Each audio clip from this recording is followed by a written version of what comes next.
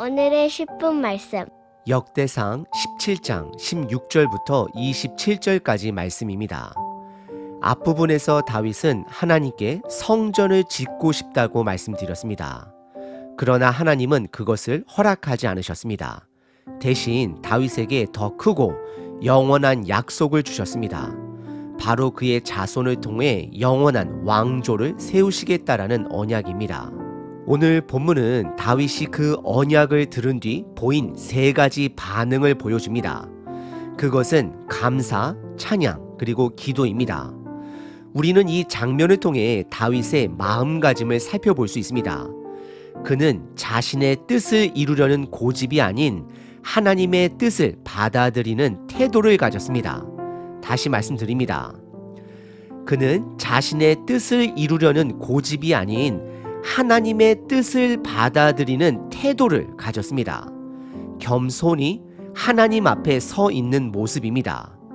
이런 다윗의 자세는 포로기에서 돌아와 역대기를 읽던 이스라엘 백성들에게 중요한 가르침이 되었습니다. 그들도 하나님께서 이루실 언약을 소망하며 지금 그 자리에서 감사와 겸손, 기도로 반응해야 했습니다. 저와 여러분들도 다르지 않습니다. 지금 우리의 삶에도 여전히 회복되어야 할 부분들이 있습니다. 하지만 우리는 부활하신 예수님을 통해 분명한 소망을 가지고 있습니다. 하나님께서는 과거에 베푸신 은혜를 오늘의 소망으로 이어가게 하십니다. 과거의 구원이 오늘 우리의 찬양이 되고 오늘 우리가 붙드는 믿음은 미래에 이루어질 하나님의 약속을 향해 나아가게 합니다. 오늘 하루도 다시 오실 예수님 안에 소망을 두며 그분의 약속의 말씀을 붙들고 소망으로 살아가시길 바랍니다. 오늘 본문은 하나님의 거절 앞에 다윗이 보인 세 가지 태도입니다. 첫 번째는 감사입니다. 16절서부터 19절입니다.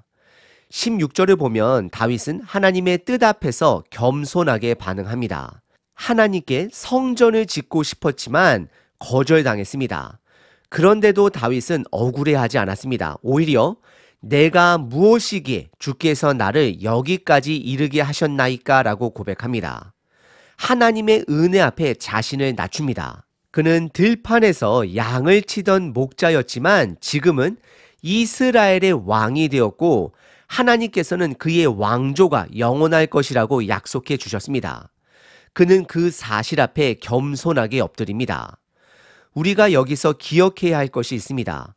겸손은 신앙의 출발점입니다. 겸손해야 하나님의 뜻이 보입니다. 혹시 지금 하나님의 뜻이 잘 보이시지 않는다면 우리 안의 교만을 먼저 점검해 봐야 합니다. 겸손은 하나님이 주권자이심을 인정하는 태도입니다. 17절에서 다윗은 고백합니다. 하나님은 과거의 은혜만 주신 게 아니라 앞으로도 그 은혜를 이어가시겠다라고 하셨습니다. 이 모든 것이 하나님의 은혜라는 사실 앞에 다윗은 다시 한번 감사를 드립니다. 그리고 18절에 다음과 같이 고백합니다. 주께서 주의 종에게 베푸신 영예에 대하여 이 다윗이 다시 주께 무슨 말을 하오리이까? 주께서는 주의 종을 아시나이다 라고 말합니다. 다윗은 너무나도 벅차서 말도 잇지 못합니다. 감사와 감격 그리고 하나님을 향한 경외가 담긴 고백입니다. 19절에서도 그는 스스로를 종이라 부릅니다. 다윗은 자신이 하나님의 계획에 완전히 의존하고 있다는 사실을 인정합니다. 여러분은 어떠십니까? 하나님의 계획에 의지하고 계십니까? 아니면 아직도 내 뜻을 포기하지 못하고 계십니까? 두 번째는 찬양 부분입니다. 20절서부터 22절입니다. 20절에서 다윗은 하나님이 유일하신 분 되심을 찬양합니다. 그는 구전으로 전해진 조상들에게서 들었던 이야기들, 출애굽과 가나안 땅에 들어온 그런 모든 사건들을 떠올립니다. 그리고 하나님이 구원하시는 분이라는 것을 고백합니다. 21절에서도 그는 말합니다. 땅의 어느 한 나라가 주의 백성 이스라엘과 같으리까? 하나님이 자기 백성을 구속하시려고 나가사 크고 두려운 일로 말미암아 이름을 얻으시고 애굽에서 구속하신 자기 백성 앞에서 모든 민족을 쫓아내셨사오며 다윗은 하나님께서 직접 이스라엘을 구원하신 민족으로 삼으셨다라고 고백합니다. 이 고백은 단지 과거 회상이 아닙니다. 그 고백 안에 이스라엘의 정체성이 담겨 있습니다. 우리는 하나님께 구속받은 존재입니다. 구원받은 자들입니다. 하나님의 자녀입니다. 22절에서 다윗은 이렇게 말합니다.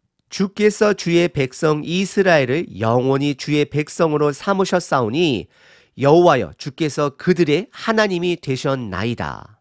이 말씀은 출애굽기 6장과 7절에서 반복해서 등장하는 언약의 말씀과 연결이 됩니다. 나는 너희의 하나님이 되고 너희는 내 백성이 되리라. 세 번째는 간구입니다. 23절서부터 27절입니다. 앞서 다윗이 드린 감사와 찬양도 기도였습니다. 하지만 여기에서 등장하는 기도는 조금 다릅니다. 하나님께서 주신 언약을, 말씀을 다시 붙잡고 그 언약이 이루어지길 간절히 구하는 기도입니다. 23절에 보면 다윗은 하나님이 말씀하신 그대로 이루어 달라고 기도합니다.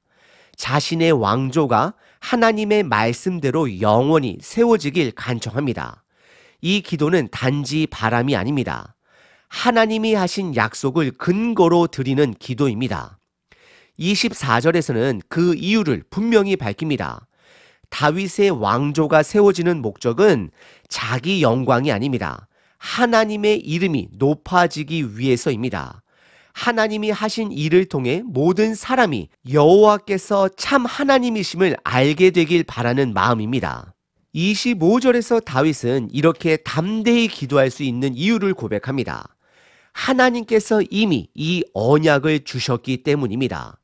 그래서 그는 주저하지 않고 구합니다. 이 기도는 자기 욕심이 아니라 하나님의 뜻에 대한 신뢰에서 나온 기도입니다. 26절에서는 다시 한번 하나님의 유일하심을 고백합니다. 오직 주는 하나님이시니이다. 이 고백은 단순한 신앙 고백이 아니라 다윗의 기도의 근거입니다. 뿌리입니다. 하나님은 신실하시고 선하시며 약속하신 것을 반드시 이루시는 분 되시기 때문입니다. 마지막 27절에서 다윗은 언약의 영원성을 위해 기도합니다. 이미 하나님께서 복을 주셨으니 그 말씀 그대로 이루어지길 구합니다. 여기서 그는 과거형으로 말합니다. 이미 복을 주셨사오니. 이 말은 하나님의 말씀은 이미 시작된 현실이며 반드시 성취될 것이라는 다윗의 확신을 보여줍니다. 오늘 본문은 하나님의 뜻을 받아들인 다윗의 세 가지 태도를 보여줍니다. 그는 먼저 감사했고 다음으로 찬양했으며 마지막엔 하나님의 언약을 붙들고 간구했습니다. 이 세 가지 반응은 단지 그의 신앙이 얼마나 깊었는지를 보여주는 것이 아닙니다. 그보다 더 중요한 건 이 태도가 우리의 삶에도 똑같이 필요하다라는 사실입니다. 다윗은 하나님께서 그의 계획을 거절하셨을 때 실망하거나 분노하지 않았습니다. 오히려 그 뜻을 겸손히 받아들였습니다. 그는 자신이 들판의 목자였다라는 사실을 기억했고 그런 자신에게 왕이라는 자리를 주신 하나님께 감사했습니다. 그리고 그 감사는 현재의 찬양이 되었고 그 찬양은 다시 미래에 이루어질 하나님의 언약에 대한 간절한 기도로 이어졌습니다. 이 흐름은 포로에서 돌아온 이스라엘 식구들에게도 동일하게 적용됩니다. 지금도 우리에게 적용됩니다. 왜냐하면 우리 모두는 아직 회복되어야 할 현실을 살아가고 있기 때문입니다. 그래서 오늘 우리는 세 가지 질문을 던져야 합니다. 첫째, 하나님의 뜻을 기꺼이 받아들일 겸손함이 있는가? 하나님과의 관계는 내 뜻을 관철시키려는 싸움이 아니라 하나님의 뜻을 신뢰하고 받아들이는 자리입니다. 둘째, 하나님의 말씀을 끝까지 붙들고 있는가? 하나님은 과거에 주신 은혜를 오늘의 소망으로 연결하십니다. 그 소망을 붙들 때 우리는 두려움 대신 담대함으로 하루하루를 살아갈 수 있습니다. 셋째, 우리가 붙들고 있는 소망은 어디에 있습니까? 지금 이 땅이 아니라 하나님께서 완성하실 그 나라, 우리가 아직 가보지 않은 그러나 반드시 돌아갈 그 본향에 있습니다. 예수님도 겟세마네 동산에서 내 뜻대로 마옵시고 아버지 뜻대로 하옵소서라고 기도하셨습니다. 그분이 보여주신 순종의 길은 오늘 우리에게도 걸어야 할 길이 됩니다.